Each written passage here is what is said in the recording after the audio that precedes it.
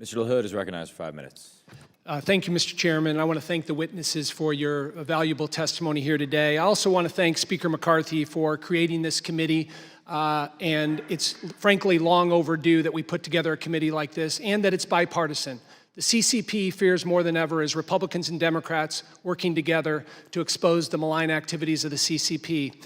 And what I love about our committee is it's members that are serious, substantive, and conscientious members. I want to make 2 points and then ask a question. One is, over the last 2 years, I've been fortunate to serve on the Intelligence Committee. And it's become more clear to me than ever that China has a plan to replace the United States. And they're working at it every day. Replace our economy, replace us in technology, replace us when it comes to national security and the military, and diplomatically.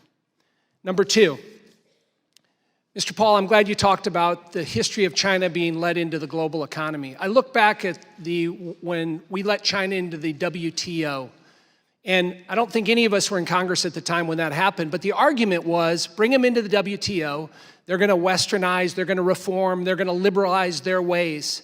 And here we are 20 years later, and there's some spotty things that we can find, but I would argue they've really taken advantage, manipulated the World Trade Organization and many of our global economic systems that we have in place. And, you know, we hear a lot from people in DC, particularly in the business community. Well, we need engagement. We need diplomacy, people that apologize for the CCP.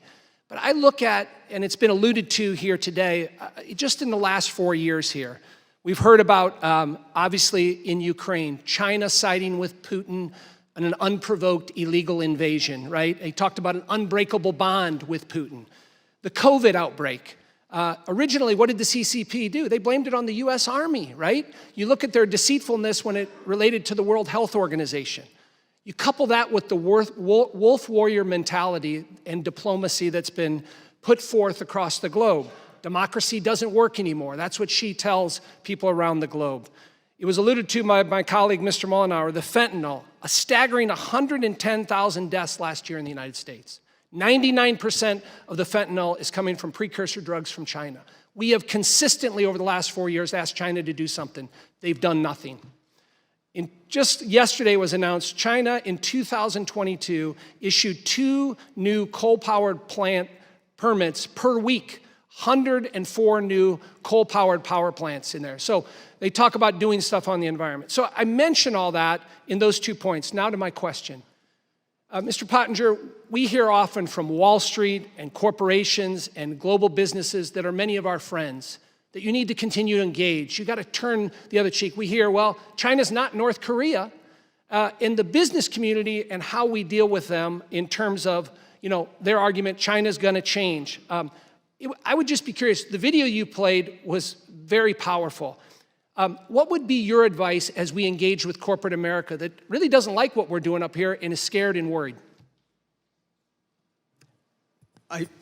General McMaster has a phrase, first do no harm, which I could allow him to talk about a little bit. But look, we want to keep channels open with Beijing, particularly high-level channels. One of the reasons we want to do that is that we want to prevent Xi Jinping from making a grave miscalculation. Miscalculations are the things that dictators do, especially when they've been in power for a long time. But we shouldn't kid ourselves, our corporations, well-meaning protesters, whoever it is, we should not joke to ourselves that Beijing has any interest in collaborating with the United States or others in trying to prevent and mitigate serious problems in the world, whether it's drug abuse, whether it's proliferation of weapons, pollution of our oceans, if it's our atmosphere is getting hotter, or pandemics. Usually when you actually take the time to study the causes of these problems, the CCP is usually one of the primary contributors to those problems. It is very rarely, in any kind of a honest way, trying to mitigate against those problems. General McMaster, if you could reply. Congressman, thank you. I think that you hit the nail on the head in terms of the false promises of liberalization or cooperation. And what I wrote in the statement for the record is that we do have to take almost a Hippocratic oath. And this isn't just the work of this committee. This is the work in corporate boardrooms to first do no hurt or harm in 3 areas. Don't give the CCP invest in companies that will give them a differential advantage over us militarily. The second is don't compromise the long-term viability of your business and your workers' jobs in exchange for short-term profits.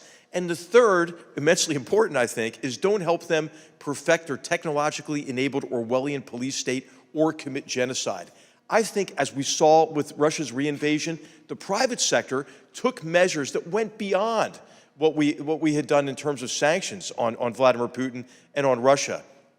I believe that genocide, for example, should be an ESG issue in boardroom discussions across the country.